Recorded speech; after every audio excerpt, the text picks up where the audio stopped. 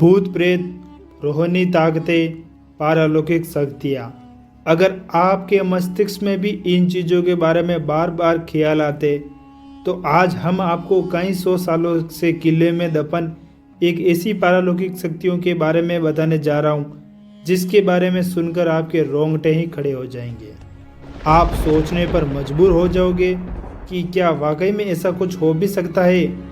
और मैं आपको इस वीडियो के आखिर में एक ऐसे जाने माने व्यक्ति के बारे में बताऊंगा जिनकी मौत का कारण इन्हीं पारलौकिक शक्तियों को माना गया है। आप वीडियो के आखिरी तक ज़रूर देखिएगा। नमस्कार दोस्तों, आप देख रहे हैं अपडेट अमेजिंग फैक्ट्स। और दोस्तों, आप इस वीडियो के देखने के साथ साथ लाइक अवश्य करें ताकि हमारा भी इस वीडियो में बनाने के लिए मनोबल बढ़ता रहे।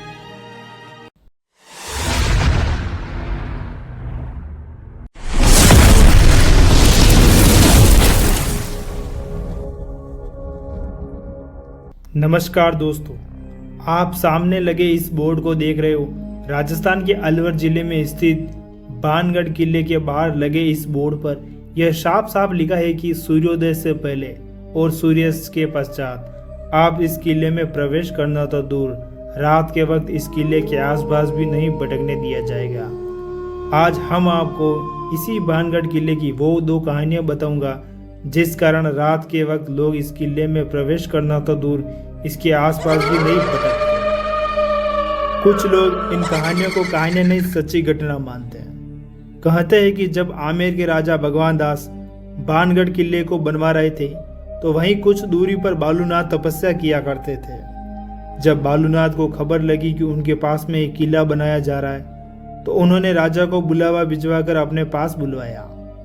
जब राजा भगवान दास गुरु बालूनाथ के पास पहुंचे तो उन्होंने राजा से कहा कि आप जिस किले को बनवा रहे हो उससे मुझे कोई भी आपत्ति नहीं है, लेकिन एक बात का अवश्य ध्यान रखिए कि इस किले की ऊंचाई इतनी भी मत कर देना कि मैं दिन के वक्त जहाँ भी तपस्या कर रहा हूँ वहाँ पर इस किले की परछाई पहुँचे और मुझे छुए।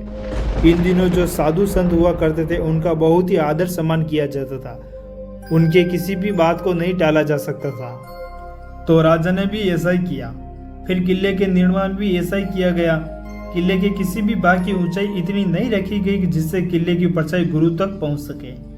इस बात का ख्याल अगली 2 पीढ़ियों तक तो रखा गया, लेकिन दोस्तों उसके बाद जब तीसरी पीढ़ी ने बानगढ़ की गद्दी संभाली तो उन्होंने इस बात को गंभीरता से न लेते हुए गुरु बालूनाथ चेतावनी की अनसुना कर दिया और उन्होंने कुछ स्थान का पुनर्निर्माण करवा के किले को और ऊंचा कर दिया।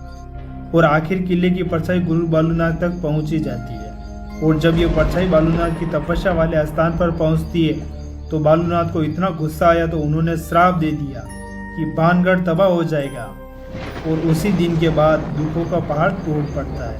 और यही नहीं, यह भी कहा जाता है कि 1783 में जो भयंकर अकाल आया था जिसमें मरने वालों का आंकड़ा करोड़ों में था, वो काल गुरु बालूनाथ के श्राप की वजह से आया था।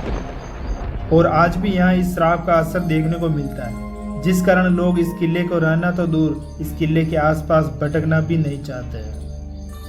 लेकिन दोस्तों, दूसरी कहानी उस राजकुमारी की है जिस पर लोगों को सबसे ज्यादा विश्वास है।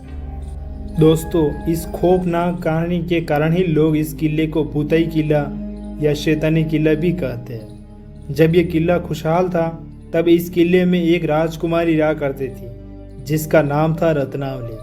राजकुमारी रत्नावली बेहद ही सुंदर राजकुमारी थी। राजकुमारी के खूबसूरती के चर्चे दूर दूर तक के क्षेत्रों में फैले हुए थे। इस कारण हर दिन अलग अलग राजाओं के शादी के संदेश राजकुमारी के पास आया करते थे। लेकिन दोस्तों, इन राजाओं के अलावा एक और शख्स था जिसकी नजरें थी राजकुमारी रत्नावली पर। उसका नाम था सिंधिया, जो एक तांत्रिक था। एक दिन जब इस सिंधिया तांत्रिक ने राजकुमारी को देखा तो वो सिंधिया तांत्रिक उस राजकुमारी के लिए पागल सा हो गया। सिंधिया तांत्रिक राजकुमारी को पाना चाहता था, लेकिन सिंधिया तांत्रिक जानता था कि वो सीधे तरीके से राजकुमारी को नहीं पा सकता, क्योंकि कहाँ शमशान में रहने वाला सिंधिया और कहाँ महलों में रहने वाली राजकुमारी रत्नावली। तो सिंधिया तांत्रिक ने राजकुमारी को पाने के लिए एक ऐसा तरीका अपनाया जिसने उस क्षेत्र का ही नाश कर दिया।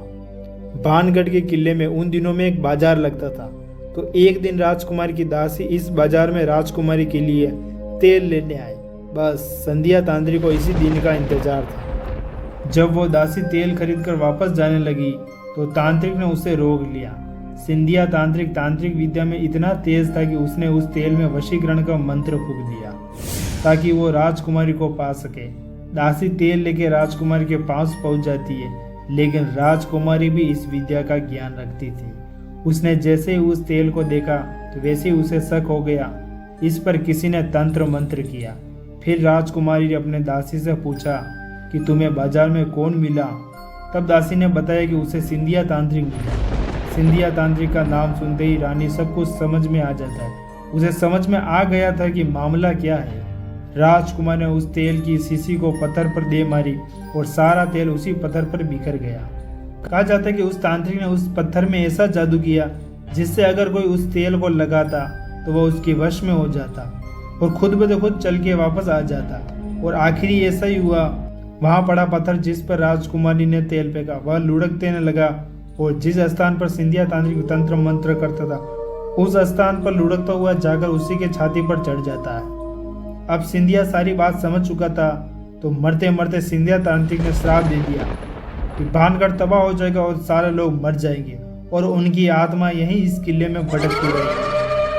और इतना कहकर सिंधिया तांत्रिक मर जाता और इसके बाद होता है एक भयानक युद्ध होता है जिसमें भानगढ़ के सैकड़ों लोग मारे जाते हैं। और यह कहा जाता है कि सिंधिया के उस श्राप के कारण आज तक इस किले में उन सभी लोगों की आत्माएं भटकती रहती है और आज भी रात के वक्त यहाँ चीखने और चिल्लाने की आवाजें आती रहती है। दोस्तों, ये थी वो घटना जो पारलौकिक शक्तियों को जोड़कर देखी गई थी। लेकिन इन सभी के अलावा एक कारण और भी है जिसके लिए मानना पड़ा कि इसके लिए कुछ ना कुछ तो गलत जरूर होता है, जो लोगों के लिए खतरनाक हो सकता है। कुछ समय पहले इस किले में रात के वक्त लोग चले जाते थे जो जगह जगह पर इस किले में खोदने लगते।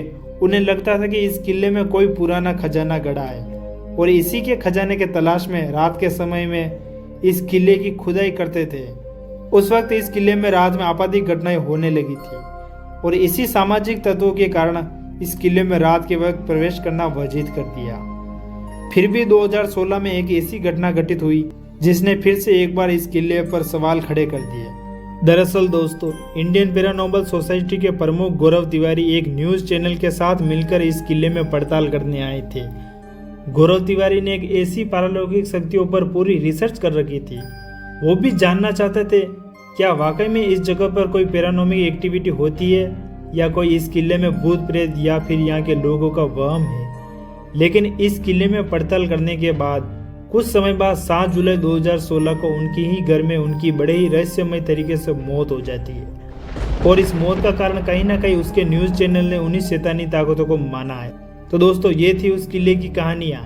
मैं इस वीडियो में बताई गई कहानियों के सत्यता का प्रमाण तो नहीं देता हूँ, लेकिन कुछ ना कुछ रहस्य जरूर है जिस कारण भारत सरकार को भी इस किले के बारे में कोई बोर्ड लगाना पड़ा। तो दोस्तों, ये था आज का हमारा वीडियो। आप इस वीडियो पर लाइक करने के साथ साथ अपने राज्य का नाम जरूर कमेंट बॉक्स में लिखना ताकि हम आपके क्षेत्र से भी कोई ऐसी रहस्यमय जगहों पर वीडियो बना सके। धन्यवाद दोस्तों, मिलते हैं किसी नए टॉपिक के साथ। तब तक के लिए जय हिंद, जय भारत, धन्यवाद।